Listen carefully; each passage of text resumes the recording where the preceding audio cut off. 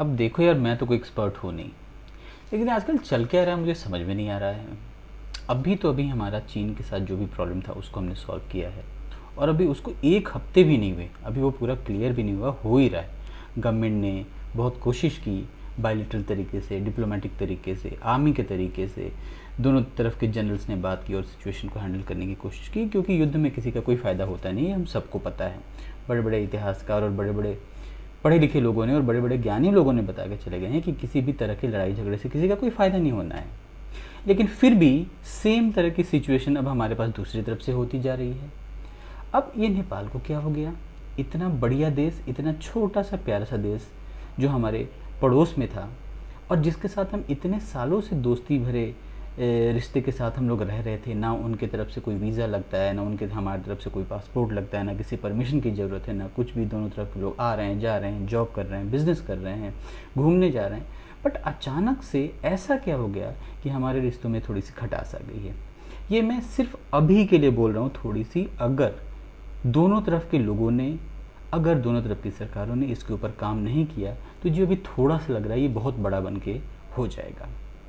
तो मेरी सबसे यही रिक्वेस्ट है कि मैं कोई ज्ञानी बाबा नहीं हूँ, ना ही मैं कोई बहुत ही धर्मात्मा आदमी हूँ। मैं तो सिर्फ सीधी सी बात आपको ये कह रहा हूँ कि काम वो करना चाहिए जिसमें हमें फ़ायदा हो और हमारे आने वाली जनरेशन्स के लिए सारी चीज़ें अच्छी होने की चाहिए। ऐसा तो कोई हमें काम करना ही नहीं चाहिए जिससे आज हमें कोई परेशानी हो जानी चाहिए और आने वाले समय में वो परेशानी और बढ़ती जाए। और नेपाल नेपाल तो बिल्कुल, नेपाल और इंडिया की तो दोस्ती ऐसी है कि जिसकी तो मिसाल देनी चाहिए हमें। नेपाल पूरी दुनिया का सबसे बड़ा हिंदू राष्ट्र है। जितने हिंदू वहाँ पे रहते हैं शायद तो अपने देश में भी हिंदू उतने नहीं रहते हैं। बात यहाँ पे धर्म की नहीं है, बात यहाँ पे मानसिकता की है, बात यहाँ पे सोच की है, बात यहाँ पे है कि हमारा कल्चर क्या है। इंडिया और नेपाल के लोगों के बातचीत करने का तरीका, खान पान, रहन सहन, वेशभूषा, अगर आप देख लें तो हर चीज़ बिल्कुल बराबर है। आपको कोई भी डिफरेंस नहीं समझ में आएगा आपको। वहाँ पे पशुपतिनाथ है, हमारे पे बाबा विश्वनाथ है, बड़े बड़े शिव मंदिर है। तो मोर और लेस आप बहुत सारे एग्जाम्पल उठा के देख लीजिए, आपको हर जगह हर चीज़ में आपको समानताएं मिल जाएंगी। होली, दिवाली, दशहरा, यहाँ तक कि उनके शहरों के नाम, उनके जगहों के नाम जनकपुर और इस तरह के नाम हैं जो हमारे इंडिया में होते हैं। लेकिन फिर भी अचानक से इतनी सिचुएशन कैसे ख़राब होने लगी कि आज ही मैं न्यूज़ में पढ़ रहा था कि वहाँ पे जो गवर्नमेंट है इंडिया के न्यूज़ चैनल्स को बैन कर चुकी है। ज़रूरत नहीं है यार इस तरह की। जो लोग पीपल टू पीपल कांटेक्ट है, जो लोगों के साथ एक दूसरे से बातचीत करते हैं, जो माध्यम है एक दूसरे के साथ मिलने जुलने का, उस पर तो रोक नहीं लगनी चाहिए। हम ऑलरेडी बहुत शांति से काम कर रहे हैं, ऑलरेडी बहुत शांति से दुनिया भर में हम बहुत सारी चीज़ें हो रही, लेकिन हमारे दो कंट्रीज़ के अंदर कभी कोई प्रॉब्लम नहीं हुई।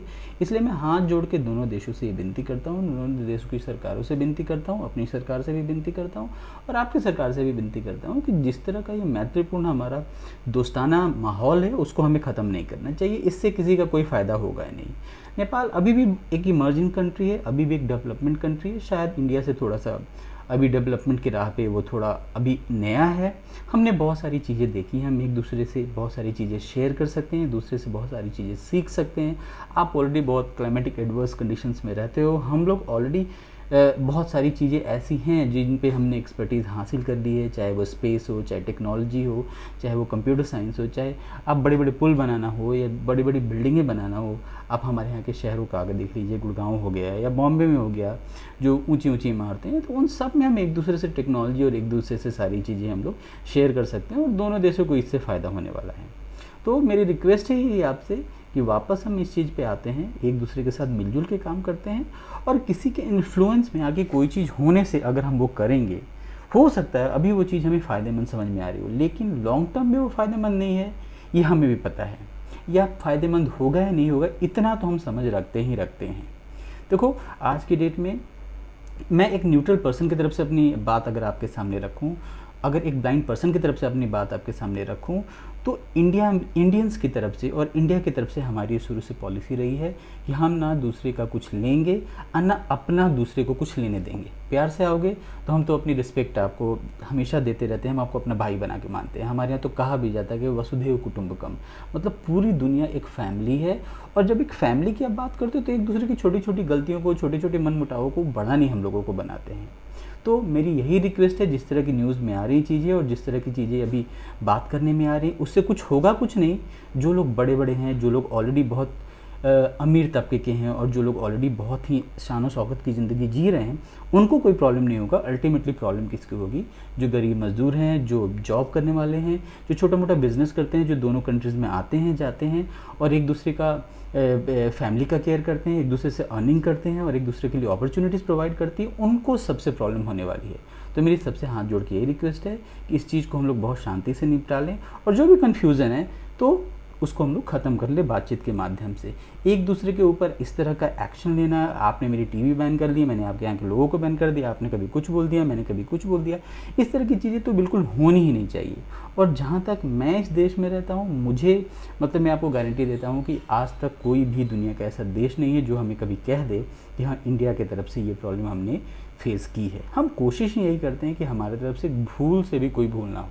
तो आपसे छोटी सी रिक्वेस्ट यही होगी, नेपाल के मेरे फ्रेंड्स से और नेपाल के मेरे दोस्तों से, बहुत सारे दोस्त मेरे नेपाल के हैं जो मेरे साथ काम करते हैं और मुझे आज भी याद है कुछ मेरे फ्रेंड्स हैं जो नेपाल से पहली बार दिल्ली आए थे, क्योंकि काठमांडू अभी भी एक इमर्जिंग सिटी है और कैपिटल है और ऑलरेडी बहुत सारा ग्रोथ वो कर चुका है। बट फिर भी कुछ मेरे फ्रेंड्स सालों पहले मेरे पास दिल्ली आए थे और उन्होंने जब पहली बार मेरे से मिले और उन्होंने बोला कि यार मुझे जॉब चाहिए या मुझे आप कुछ मदद कर दो, मुझे सेटल होना है थोड़ा यहाँ पे, ठीक है।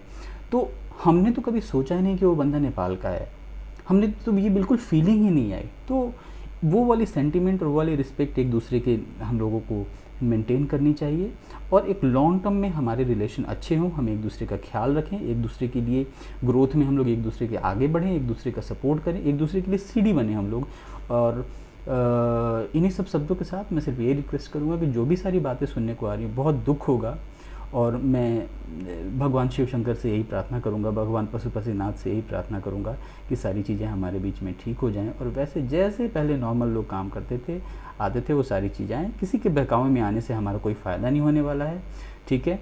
और स्वास्थ्य के लिए चीनी बहुत ज़्यादा अच्छा नहीं है, तो अगर हम चीनी कम खाएंगे तो डायबिटीज़ और बाकी सारी चीज़ें, कैलोरीज बढ़ने का और इधर उधर से फैट निकलने का सारा डर भी ख़त्म हो जाएगा। तो जस्ट एक छोटी सी मेरी रिक्वेस्ट है, जितनी मुझे समझ है, मैं उतना एक्सपर्ट तो हूँ नहीं किसी चीज़ पे, तो एक मेरी छोटी सी रिक्वेस्ट है कि इसको हम लोग ख़त्म करते हैं। और रिक्वेस्ट पे मैं रिक्वेस्ट करते जा रहा हूँ, मैंने कितनी बार रिक्वेस्ट बोल दिया मुझे खुद भी पता नहीं है।